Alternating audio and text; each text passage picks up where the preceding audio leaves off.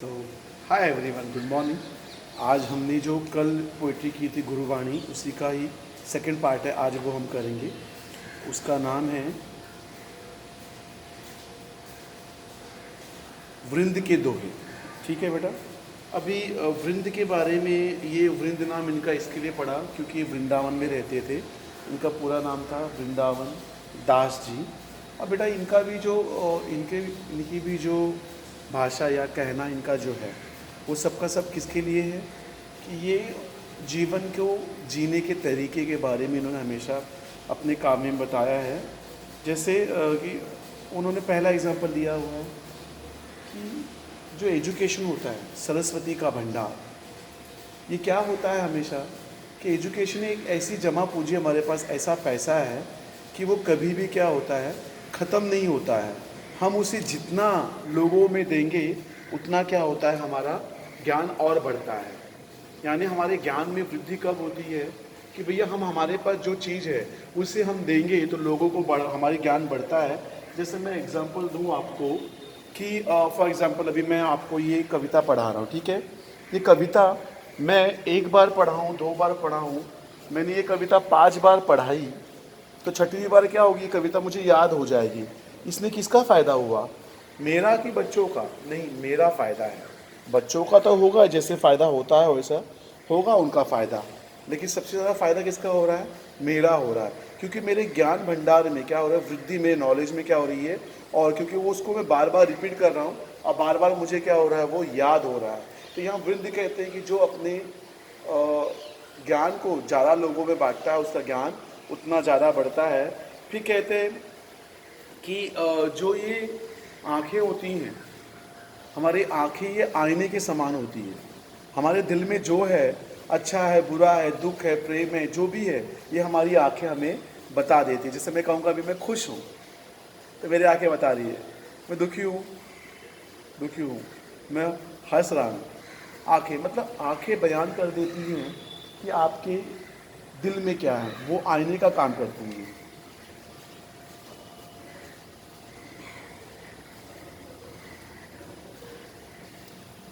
फिर नेक्स्ट इसमें कहते हैं, वो पास स्टांजा में कहते हैं कि अपनी पहुँचे विचार करता है फिर कहते हैं कि इंसान को हमेशा कि उसके गुण के हिसाब से, उसकी एबिलिटी के हिसाब से उसे काम करना चाहिए। जितनी चद्दर है उसे उतने पैर फैलाने चाहिए। लेकिन लोग क्या होते हैं, भूल जाते हैं, वो लोगों को दिखाने के लिए अपनी हद से ज़्यादा, जैसे कि मेरा वजन है 60 किलो, तो मैं ज़्यादा कितना 40 किलो उठा सकता हूँ, लेकिन मैं बोलूँ मैं 80 किलो उठा लूँ तो मैं मर जाऊँगा दब कर। तो कवि यहाँ वही कहते हैं, वृंद जी कहते हैं कि इंसान को उसके हिसाब से काम करना चाहिए। फिर कहते हैं कि फिर इसमें नेक्स्ट में कहते हैं कि आदमी को व्यापार धंधा क्या होता है, हमेशा कपट से नहीं करना चाहिए। यदि किसी के साथ आपने एक बार कपट किया, आपने धोखेबाजी की, तो आपका जो ग्राहक होता है वो जान जाएगा कि भैया ये धोखेबाज इंसान है, इसके पास जाने लायक नहीं। आपने एक बार उससे पैसा कमा लिया, आप दूसरी बार उससे पैसा कमा पाओगे क्या? नहीं। तो यहाँ वृंद ने अलग अलग उदाहरण देके ज़िंदगी को क्या कैसे जीना है हमें यहाँ बताया है। लेट्स सी, हम देखते हैं स्टांजा में वृंद जी क्या कहते हैं। वृंद के दोहे। कवि परिचय। माना जाता है कि कवि वृंद जी का जन्म 1643 में मथुरा में हुआ। रीतिकालीन परंपरा के अंतर्गत आपका नाम आदर के साथ लिया जाता है। विधा परिचय। रीतिकालीन काव्य परंपरा में दोहा छंद का अपना विशिष्ट स्थान है। दोहे का छंद कई कवियों का प्रिय छंद रहा है। अभी पाठ परिचय में आते हैं सीधा। प्रस्तुत दोहे में कवि वृंद ने कई नीति पारक मतलब जिंदगी में उतारने लायक बातों को बताओ, उसे हम कहते हैं नीति पारक बातें। ठीक है। विद्या रूपी धन की विशेषता यह होती है कि वह खर्च करने पर भी बढ़ता जाता है। आंखें मन की सच झूठ बातें बता देती हैं। जितनी चादर हो वह मनुष्य को उतने ही पाव फैलाने चाहिए। व्यवहार में कपट को स्थान नहीं देना चाहिए। बिना गुणों के मनुष्य को बड़प्पन नहीं मिलता। दुष्ट व्यक्ति से उलझने पर कीचड़ हम पर ही उड़ता है। संसार में सद्गुणों के कारण ही व्यक्ति को आदर प्राप्त होता है। कवि वृंद के दोहे पाठकों को व्यवहारिक अनुभव से परिचित कराते हैं, जीवन का सच्चा मार्ग दिखाते हैं। मतलब उन्होंने कहा है कि जो बुरे लोग होते हैं ये कीचड़ के समान होते हैं। कीचड़ में आप पत्थर डालोगे तो क्या होगा, पानी आप पर ही उड़ेगा या कीचड़ आप पे उगेगा।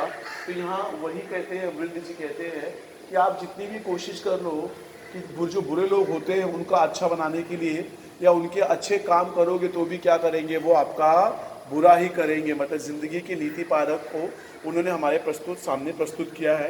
पहली पंक्ति, सरस्वती के भंडार की बड़ी अपूर्व बात, जो खर्चे तो बड़े बिन खर्चे घटी जात। तो कहते हैं सरस्वती, सरस्वती मतलब गॉडेस सरस्वती, विद्या की देवी। कहते हैं कि इसकी ये बात महत्वपूर्ण है कि ये सरस्वती का भंडार, जो नॉलेज का भंडार होता है, बड़ी अपूरी बात, बड़ी प्यारी बात है कि बड़ी सत्य बात है। जो जो खर्चो, जितना आप उसे खर्चोगे लोगों में उतना बांटोगे, उतना क्या होगी, वो उतने को वो बढ़ेगे। तो बड़े बिना खर्चे घटी जात। आप इसको नहीं खर्चा करोगे, लोगों में नहीं बांटोगे, आप अपना नॉलेज भूल जाओगे। और सचमुच है, आप टाइपिंग बोलो, पढ़ाई लिखाई वो जो भी है, जब आपने उसको छोड़ दिया तो आप उसको भूल जाते हो। नैनन देत बताए सब हिया के होते अहेत, जैसे निर्मल आरसी भली बुरी कही देत। कहते हैं कि ये आंखें क्या होती है, आपकी भरे बुरे अच्छे बुरे को लोगों के सामने आपकी आंखें बयान कर देती, सच्चाई बता देती है। ये आंखें किसके समान होती हैं, आईने के समान होती है कि आईना आपको सच बता देता है कि आप अच्छे हो कि बुरे हो, कि कैसे दिखते हो, काले हो कि गोरे हो कि कैसे हो। आईना आपको सच सच बता देता है। वैसे हमारी ये आंखें हमारे दिल में क्या होता है, हमें सच सच बता देती हैं। मतलब कहते हैं, मैं पहले समय कहते हैं, माँ सरस्वती के ज्ञान भंडार की बात बड़ी अनूठी है, अपूर्व है। यह ज्ञान भंडार जितना खर्च किया जाए उतना बढ़ता जाता है और खर्च ना करने पर वो घटता जाता है। अर्थात ज्ञान देने से बढ़ता है और अपने पास रखने पर नष्ट हो जाता है। फिर नेक्स्ट आंसर में कहते हैं, आंखें ही मन की सारी अच्छी बुरी बातों को व्यक्त कर देती हैं। जैसे स्वच्छ आईना अच्छे बुरे को बता देता है, बता देता है। फिर नेक्स्ट पांच में कहते हैं, अपनी पाहु बिचरी के कर्तव्य कीजिए दौर, तोते पाप सारी ये जेते लंबी सौ। कहते हैं कि अपने कर्तव्य, कहते हैं कि इंसान को अपने कर्तव्य अपने क्षमता के हिसाब से काम करना चाहिए। लोगों के बोलने से उसे क्या मतलब, उसके फॉर एग्जांपल आप विद्यार्थी हो, मतलब आपको पढ़ने में रुचि कम है जो भी है, तो आप बोलोगे आपको 40% मिला है, आप साइंस लोगे तो आपको साइंस नहीं जमेगा, पास हो जाओगे लेकिन अच्छे परसेंट नहीं मिलेंगे। तो जैसी आपकी कैपेसिटी है उसके हिसाब से आपको क्या करना चाहिए, कार्य करना चाहिए। यदि आप अपनी कैपेसिटी के हिसाब से अपना कार्य नहीं करोगे तो उस कार्य में आप सफल नहीं हो पाओगे, वो कार्य भी नहीं होगा और आपको मनस्ताप या तकलीफ होगी, बौद्धिक स्तर पर तकलीफ होगी, वो अलग। यानी कहते हैं अपनी पहुंच क्षमता को पहचान कर ही कोई भी कार्य कीजिए। जैसे हमें उतनी ही पाव फैलाने चाहिए जितनी हमारी चादर है, मतलब जितनी हमारी औकात है, जितनी हमारी क्षमता है, हमें उतना ही काम करना चाहिए। फेरन ना हवे है कपट सो, जो व्यापार, जैसे हाड़ी काट की चढ़े ना दूजी बार। कहते हैं कि जो इंसान व्यापारी है, जो व्यापार करता है, आपने व्यापार में अपने ग्राहक से एक बार धोखा किया तो आपका ग्राहक जान जाता है कि भैया ये धोखेबाज व्यापारी है, तो दूसरी बार आपके पास वो सौदा लेने के लिए आपके पास बिल्कुल नहीं आएगा, वो जान जाएगा कि आप धोखेबाज हो। तो उन्होंने उदाहरण क्या दिया है, काठ की हाड़ी। काठ की हाड़ी मतलब जो लकड़ी के बर्तन होते हैं या लकड़ी होती है, आग पर एक ही बार चढ़ता है, आग जलने के बाद वो राख बन जाती है, हम उसके दूसरी बार प्रयोग कर सकते हैं क्या, नहीं। वैसे ही हम व्यापार में भी यदि हम धोखेबाजी करेंगे तो क्या वह ग्राहक आपके पास एक ही बार आएगा, दूसरी बार आपके पास नहीं आएगा। तो कहते हैं यदि आप व्यापार करते हैं तो व्यापार में छल कपट का सहारा ना ले। छल कपट से किया गया व्यवहार ग्राहक को आपसे दूर ले जाता है। जैसे लकड़ी काठ की हाड़ी अगर आग पर एक बार ही चढ़ती है, बार बार नहीं, क्योंकि लकड़ी पहली बार में ही जल जाती है। अब नेक्स्ट आंसर, फेर न हवे कपट सो की जो व्यापार हो गया, ऊंचे बैठे ना लहो गुनी बिन बड़प्पन काय, बैठो देवल शिखर पर वायस गरुड़ ना होवे। अब वो क्या कहते हैं कि आदमी बहुत अच्छा काम करके उसके माँ बाप ने बहुत प्रॉपर्टी कमाई है, नाम कमाया है, तो माँ बाप के नाम पर वो शिखर पे जाके बैठा है, बहुत टॉप पर बैठा है, तो वो अच्छा बन जाएगा क्या? तो यहाँ वृंद ने एग्जाम्पल दिया है कि मंदिर के कलश पर, मंदिर के एकदम ऊंचाई पर कौवा, वायस, यहाँ शब्द का प्रयोग क्या किया उन्होंने, देखो, वायस कहते हैं कि वो भी जाके मंदिर के ऊपर जाके बैठता है तो वो गरुड़ बन जाता है क्या?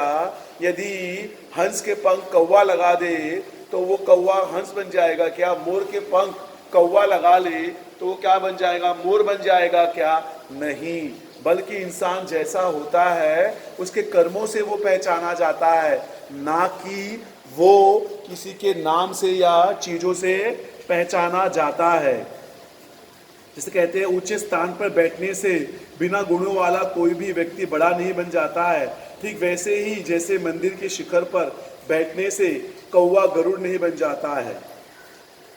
नेक्स्ट है, उद्यम कबहू ना छड़िए पर आस के मोद, गगरी कैसे फेरिए उन्हें के देखी फायदे। कहते हैं क्या, यदि अब देखो यहाँ एग्जाम्पल दे रहा हूँ कि बादल बरस रहे हैं, बादल का पानी क्या हो गया, बरस रहा है, अब मेरे हाथ में गगरी, गगरी मतलब मड़के में पानी भरा हुआ है, तो इस बादल के बरसने के लालच में मैं क्या कर दूंगा कि भैया जो अपनी गगरी का पानी फेंक दूंगा क्या? नहीं, मैं बेवकूफ़ हूँ। यदि जो मेरे पास है उस चीज़ को मैं फेंक कर दूसरी चीज़ के पीछे भागूंगा तो मेरा ही नुकसान होगा, बल्कि मैं क्या करूंगा, वो बारिश का पानी हाथ से लेकर पी लूंगा, और मेरे पास जो पानी है मैं उसे बचा के रखूंगा, किसके लिए? मेरी अगली प्यास के लिए। तो यहाँ वृंद भी कहते हैं, कभी भी कहते हैं कि कोई भी अपने पुराने यार, अपने पुराने दोस्त जिन्होंने आपका भला किया है, नए लोग आने से उनको भूलो मत, बल्कि वो नए नए होते हैं और पुराने पुराने ही होते हैं। मतलब ने शब्द का प्रयोग क्या किया, देखो, उद्यम कबहू ना छाड़िए, उद्यम मतलब पानी से भरी गगरी, पर आस के मोद, बहुत खुश हो तो ज्यादा खुश होकर कोई भी काम मत करो, गगरी कैसे फेरिए उन्होंने देखी फायदे। कहते हैं ना कि ज़्यादा खुश होकर किसी को प्रॉमिस मत करो, और ज़्यादा टेंशन में हो तो कोई डिसीजन मत लो। यानी कभी कहते हैं दूसरे के भरोसे अपना कार्य अथवा व्यवसाय छोड़ देना उचित नहीं है। जैसे पानी से भरे बादलों को देखकर पानी से भरा अपना घड़ा फोड़ देना बुद्धिमानी नहीं है। नेक्स्ट सांझे में कहते हैं, कछु कहीं नीच ना छेड़िए भलो ना वाको संग, पाथर डालो कीच और उछले बिगड़ अंग। कहते कहूँ न कहीं नीच को छेड़िए, जो नीच व्यक्ति होते, बदमाश दुष्ट वृत्ति के लोग होते हैं, कभी वो उनसे बात मत करो, कभी उनको छेड़ो मत। आप उनको कितना भी समझाओगे, कितना भी बताओगे, लेकिन वो आपकी बात नहीं मानेंगे, बल्कि वो आपको ही बदनाम करेंगे, आपके बारे में ही भला बुरा बोलेंगे। इन आदमियों के लिए वृंद ने क्या उदाहरण दिया है कि कीचड़ का, कीचड़ में आप पत्थर डालोगे तो कीचड़ आप पर ही उड़ेगा, कीचड़ तो कीचड़ ही है, बुरे आदमी बुरे ही हैं, लेकिन आप अच्छे हो तो वो क्या हो जाएगा, आप बुरे। फॉर एग्जाम्पल कि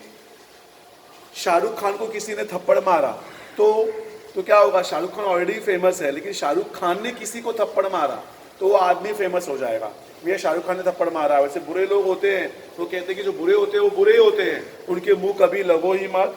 वो कैसे होते हैं कि बाजार में घूमने वाली मक्खियों की तरह होते हैं।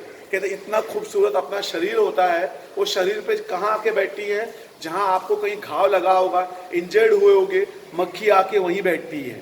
ठीक है, मक्खी अच्छी जगह पे नहीं बैठती है, मक्खी आकर बुरी जगह पे बैठी थी। ये बाजार में घूमने वाले बुरे लोग मक्खियों के समान ही होते हैं।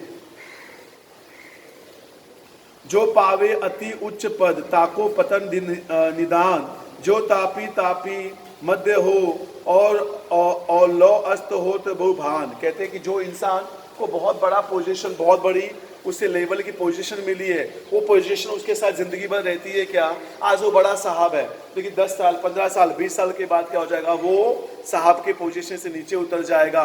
हर कोई भी हमेशा अच्छे पद पर विद्यमान नहीं होता है, कभी ना कभी उसे अच्छे पद से नीचे उतरना होता है। तो यहाँ वृंद ने उदाहरण क्या दिया हुआ है, सूरज का दिया हुआ है। सूरज जब सुबह उगता है धीरे धीरे धीरे क्या होता है, 1-2 बजे एकदम तपता है, एकदम कड़ाके की धूप होती है, लेकिन जैसे धीरे धीरे शाम होती है, 5-6 बज जाते हैं, सूरज की रोशनी अपने आप नरम पड़ जाती है, अपने आप वो क्या हो जाता है, ढलता हुआ चला जाता है। जो 1 बजे का सूरज तपता 12-1 बजे का सूरज रहता है, वो 6 बजे वैसे के वैसे रहता है क्या? नहीं। तो कोई भी इंसान कितना भी बड़ा हो जाए, कितना भी महान हो जाए, कितनी भी बहुत बड़ी पोजीशन पे चला जाए, वो पोजीशन, उसकी महानता ये जिंदगी भर कभी भी साथ में नहीं रहती। वो सूरज की रोशनी की तरह होती, उगती है, रोशनी फैलाती है और धीरे धीरे क्या हो जाती है? वो अस्त हो जाती है। जो जाको गुण जान की सो तीही आदर देत, कोकिल अम्बी लेत और काग निबोरी लेत। कहते हैं कि जो इंसान जैसा होता है उससे समाज में वैसी क्या मिलती है? उसको इज्जत मिलती है। आप बहुत बुरे हो तो समाज के लोग आपके साथ क्या बहुत अच्छा करेंगे क्या? बल्कि आपके साथ भी क्या करेंगे? वो बुरा ही करेंगे। मतलब जैसा इंसान होता है उसको वैसी समाज में इज्जत मिलती है। तो यहाँ वृंद ने कहा है कोकिल आम्बिल लेत है। कोकिल, कोयल की आवाज़ प्यारी होती है इसलिए वो आम को खाती है। मतलब उसकी आवाज़ की वजह से ही आम के पेड़ पे बैठती है तो लोग उसको भगाते नहीं हैं। और कौवा काँ काँ करता है, कौवा, लोग उसको भगा देते हैं, इसलिए क्या करता है? शब्द का प्रयोग क्या किया है? काग निबोली लेत। वो क्या करता है? नीम के फल को खाता है। कौवा, कोयल की आवाज़ कोकुल को होती है, प्यारी होती है, इसलिए वो आम को खाती है। और कौवे की आवाज़ कांका होती है, इसके लिए क्या होता है? वो नीम के फल को खाता है। आपका अकाराज आपनो कर्जे कुबोध के साथ पाए कुल्हाड़ी आप अपने मारत मुरक के हाथ। कहते हैं कि आप, वो क्या कहना चाहते हैं कि अविवेक के साथ किया गया कार्य स्वयं के लिए हानिकारक सिद्ध होता है।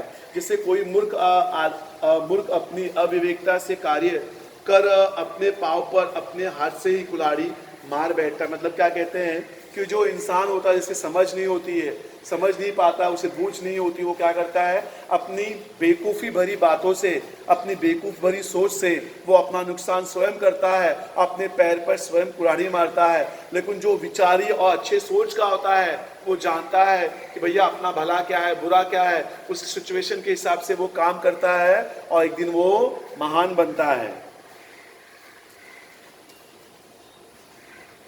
कुल कपूत जो परे लखी शुभ लक्षण गात, होनहार बिरवत के हो चिकने पात। कहते हैं कुल कपूत। अभी यहाँ वृंद ने क्या एग्जाम्पल दिया है कि यहाँ बेटा पुत्र 3 प्रकार के होते हैं। एक होता है पूत होता है, दूसरा होता है सपूत होता है, तीसरा होता है कपूत। पूत कौन होता है? जो अपने माँ बाप की कमाई को ना बढ़ाता है ना कम करता है। जितना जैसे माँ बाप ने 1 रुपया कमाया है तो 1 रुपया संभाल के रखता है। सपूत कौन होता है? माँ बाप की कमाई को दुगना करता है। माँ बाप ने 1 रुपया कमाया है तो बेटे ने उसका 5 रुपया किया है, तो वो कौन हो गया? सपूत। और कपूत कौन होता है? जो माँ बाप की कमाई को खा जाता है, बेच डालता है सब कुछ, वो कौन होता है? कपूत। तो यहाँ वृंद कहते हैं कि बच्चे के लक्षण उसके पालने में ही दिख जाते हैं। लोग कहते हैं कि बड़ा होके ये बनेगा, बड़ा होके ऐसे करेगा, तो उसके लक्षण कहाँ दिख जाते हैं? उसके पालने में दिख जाते हैं। तो वृंद ने एग्जाम्पल दिया है जो अच्छे बीज होते हैं उसे जब डालेंगे उगेगा तो उसके पत्ते अच्छे होते हैं। जो गंदे बीज होते हैं उनके पत्ते भी क्या होते हैं? गंदे ही होते हैं। यानी वृंद ने यहाँ क्या बताया हुआ देखते हैं हम लोग एक साथ। दुष्ट अथवा छोटे व्यक्ति की संगत में रहना अथवा कुछ कहकर उसे छेड़ना श्रेयस्कर नहीं। जैसे कीचड़ में पत्थर फेंकने से वो कीचड़ हम पर ही उछलकर हमें ही गंदा कर देता है। जो ऊंचाई पर ऊंचे पद पर पहुंचता है उसके नीचे उतर आना भी उतना ही स्वाभाविक है। जैसे दोपहर के समय तपा हुआ दग्ध सूर्य शाम के समय अस्त हो जाता है, डूब जाता है। जिसके पास गुण होते हैं उसी के अनुसार उसे आदर प्राप्त होता है। जैसे मधुर वाणी के कारण कोयल को आम प्राप्ति होती है और कौवा कर्कश ध्वनि के कारण कौवे के निम्बोरी नीम का फल प्राप्त होता है। अविवेक के साथ किया गया कार्य स्वयं के लिए हानिकारक सिद्ध होता है। जैसे कोई मूर्ख अपनी अविवेकता से कार्य कर अपना पाव पर अपने हाथ से कुल्हाड़ी मार लेता है। अपने हाथ से कुल्हाड़ी मारना, अपना नुकसान स्वयं करना। पालने में बच्चे के लक्षण देखकर ही उसके अच्छे बुरे होने का पता चलता है। जैसे उत्तम बीज के पौधे के पत्ते चिकने अर्थात स्वस्थ पाए जाते हैं। यानी वृंद ने यहाँ अलग अलग उदाहरण देकर हमें नीति पारक दोहों को बताया है। ये कौन सा पार्ट था? इसका सेकंड पार्ट, गुरु नानक बात का ये पार्ट था। इसे हम यहीं समाप्त करते हैं। आई होप आपको ये समझा होगा। Bye everyone.